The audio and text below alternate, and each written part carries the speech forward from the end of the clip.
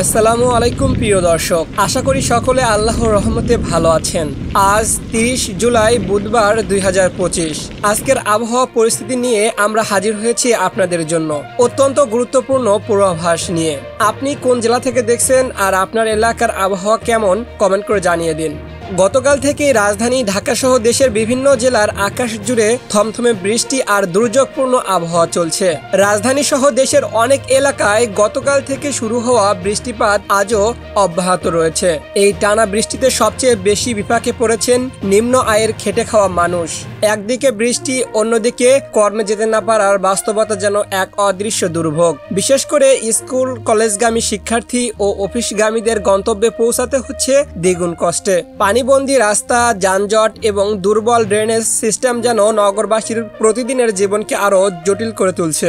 গতকাল সকালে আবহাওয়া অফিসের প্রকাশিত সর্বশেষ পূর্বাভাসে জানানো হয়েছে, আজ বুধবার সারাদিন জুড়ে খুলনা, বরিশাল, চট্টগ্রাম ও সিলেট বিভাগের অনেক স্থানে মাঝারি থেকে অতি ভারী বর্ষণ হতে পারে। একই সঙ্গে রংপুর, রাজশাহী, ঢাকা এবং ময়মনসিংহ বিভাগেও অস্থায়ীভাবে দমকা হাওয়া সহ হালকা থেকে মাঝারি বৃষ্টি অথবা বজ্রসহ বৃষ্টির সম্ভাবনা রয়েছে। বাংলাদেশ আবহাওয়া অধিদপ্তর থেকে প্রকাশিত 5 দিনের পূর্বাভাসে যে চিত্র দেখা যাচ্ছে, তাতে জনজীবনের দুর্ভোগ আরও দীর্ঘস্থায়ী হতে পারে। বুধবার সকাল 9টা থেকে পরবর্তী 24 ঘন্টায় খুলনা, বরিশাল, চট্টগ্রাম ও সিলেট বিভাগের অনেক এলাকায় বৃষ্টিপাত অব্যাহত থাকবে।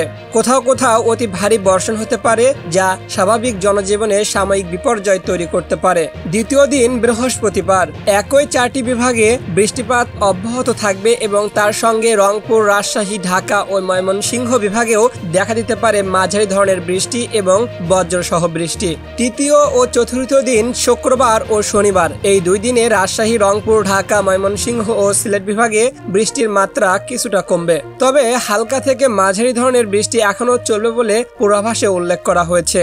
পঞ্চম দিন দেশের বিভিন্ন অঞ্চলে বৃষ্টিপাতের প্রবণতা অব্যাহত থাকবে, অর্থাৎ পুরো সপ্তাহ জুড়েই দেশের আবহাওয়া থাকবে বৃষ্টি ও দমকা হাওয়া।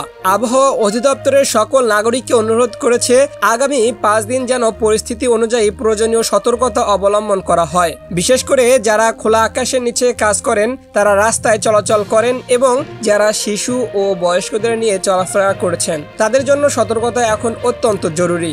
এমন সময় স্থানীয় প্রশাসন এবং সিটি কর্পোরেশন কর্তৃপক্ষকে ড্রেনেজ ব্যবস্থাপনার দিকে নজর বাড়ানোর আহ্বান জানানো হয়েছে। প্রয়োজনে জরুরি সেবার নম্বর সংরক্ষণ করে রাখা উচিত বলে জানিয়েছে দুর্যোগ ব্যবস্থাপনা দপ্তর। প্রিয় দর্শক, আগামী 5 দিন আপনি যে জেলাতেই থাকুন না কেন, বৃষ্টি, দমকা হাওয়া ও বজ্রসহ ঝড়ের সম্ভাবনা মাথায় রেখে চলাফেরা করুন।